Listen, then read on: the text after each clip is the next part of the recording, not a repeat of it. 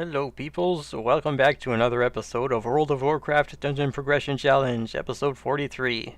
Today in the Caverns of Time, we are going to do the Culling of Stratholme, which is found on, I think, the southern end of the room. First boss, I think, Meathook. I don't think he's got anything too complicated about him.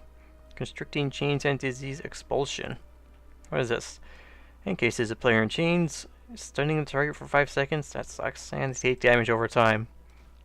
It's not too bad. And a interrupting disease cloud to players within 10 yards. So casters don't stand next to him, and healers watch out for anyone with chains. Oh, there it is. Now, I wasn't keeping track. Did I kill 5 waves and then spawn Meathook, or what? Or maybe if I defeat him, it'll summon the next one. Upgrades? Well, sure, if I were healer. Should be right here. There he is. And I'll just throw my weapon at him. Okay. Strength, agility, stamina, crit. Oh, is this an upgrade maybe? And one last trash group until the next boss, Chronolord Epic. Both pronunciations are acceptable. Hooray! He's got Time Warp, where he slows down time for you, meaning you, I think, move and attack slower, where he moves faster. Time Step, he charges rapidly towards random players. Winning Strike, I think that's the thing for the tank to worry about. Yep. And Curse of Exertion, I think that's a slow. Oh, that sucks. 100% cost to spells and abilities.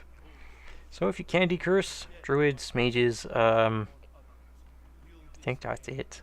That's not a lot. Anyways, if you can decurse, please do so. Especially if it's warriors, because 100% increased cost of abilities is a lot more impactful on warriors as it is on a caster, because I've only got a pool of 100 rage. So Mal'Ganis just has all the standard Dreadlord stuff. Sleep, Carrion Wave, and I think maybe one extra thing, Vampiric. What is this buff he casts on himself? Heals caster for half damage dealt by a melee attack. Nothing much you can do about that. And like I said, Sleep, Carrion Swarm, and what is this? Mind Blast, random player. That's pretty much it. He's pretty not very difficult to fight against. You don't actually kill him. Like I said, this place is heavily story-based. It's pretty much to say, hey, you gotta come get me now, Arthas, in Northrend. Face me if you dare. Oh yeah, stick around for a bit and Chronormu will show up for you to turn in your quests at the very end. So, next one is the Oculus.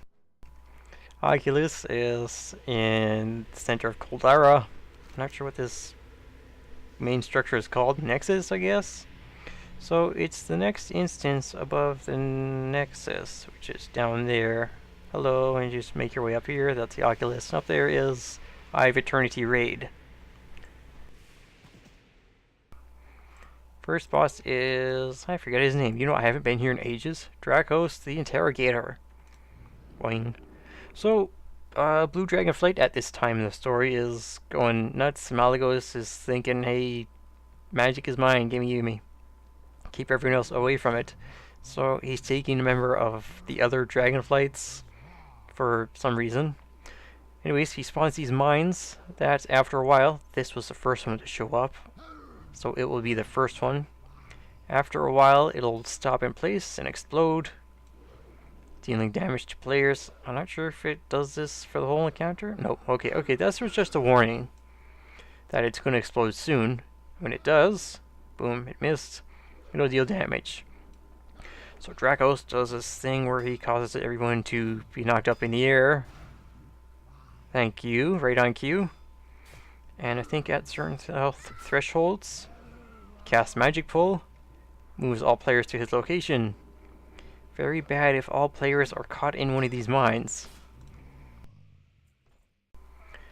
Varro's Cloud Strider is kind of fun. He's kind of like Thorim with one of his abilities.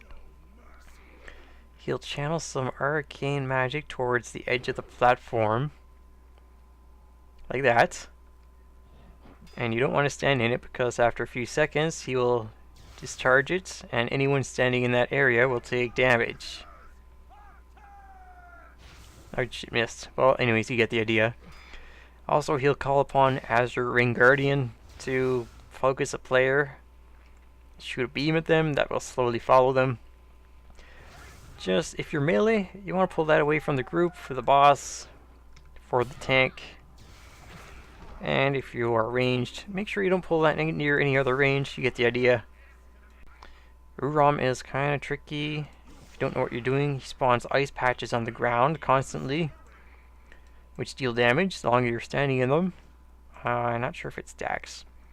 Fun thing about him though, I don't think he aggroes on distance, proximity.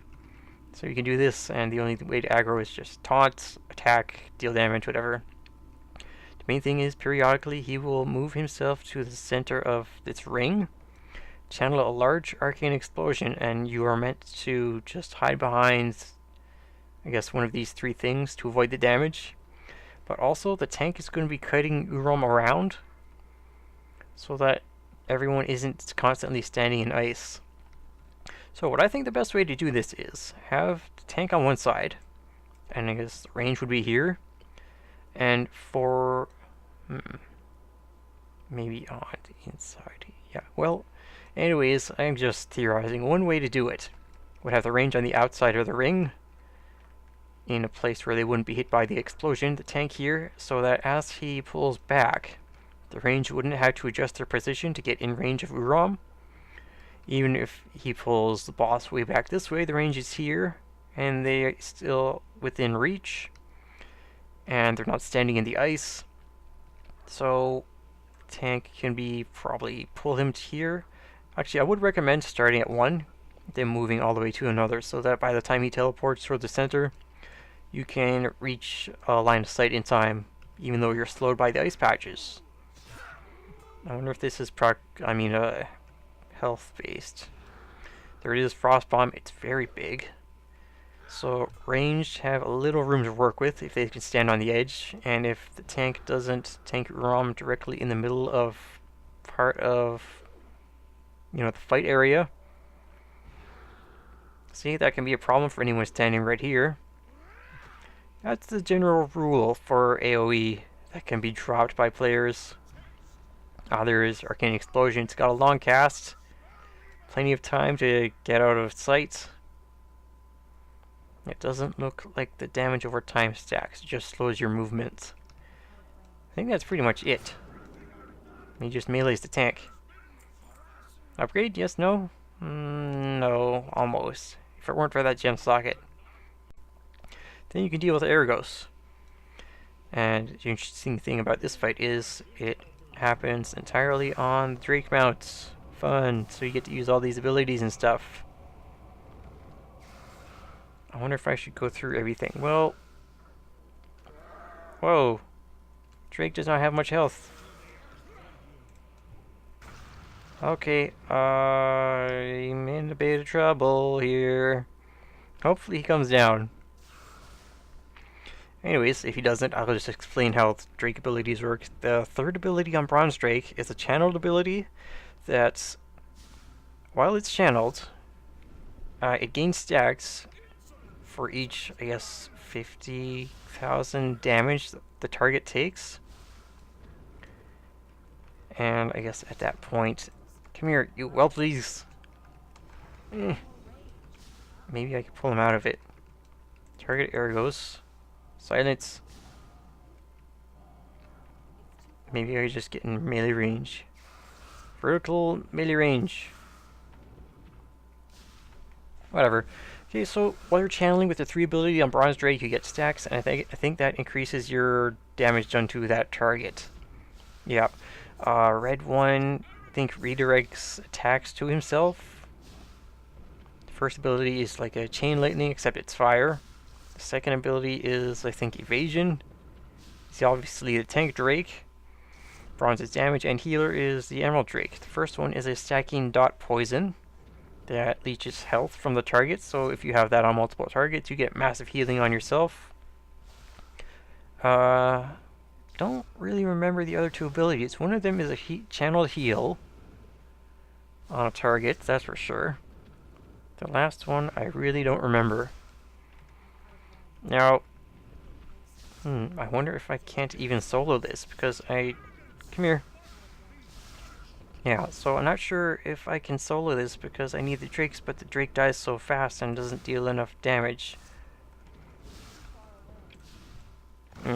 Oh, periodically, actually, Aragos will cast some Enrage on himself. That's when the Bronze Drakes want to cast their 2 ability. And since they are the damage Drakes, you'll have 3 damage dealers. So you don't want to all cast it at once. Make sure you have like a turn order set.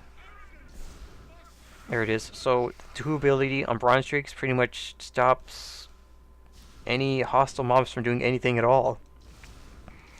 Alright, so, how can I defeat him? Not like this. I'm going to try jumping to a lower platform if I don't die. I'm going to jump to the next one down. Heroic Leap, I'll land somewhere safe. Oh, forget it. Alright, I'm going to run back in on our Drake, see if I can do something. Okay, this time I'm going to try Bronze Drake, but actually, instead of talking and taking my time to show you what the boss does, I'm going to see if I can kill him fast enough or do anything meaningful. The only thing I can do is channel my channel ability and just spam 1. Just 3, 1, 3, 1. 3, he's got 1 stack. This is not very good. Let me see. So while I have 1 up, 16, 3, 3, 4, 14, 8, 9, 4 with 0. Yeah, he is wiping the floor with me. Nope, there goes my health. Maybe I can kite him away or closer to the ground. Let's try Heroic Leap again. Yes, I jumped down here. Will he come down? Come on, or will he evade? Evade would be nice too, because then I can just go pick up a different Drake. Maybe Emerald will be easier. He seems to be stuck. Well, whatever. Alright, forget that. I'm going to try Emerald Drake. Be right back.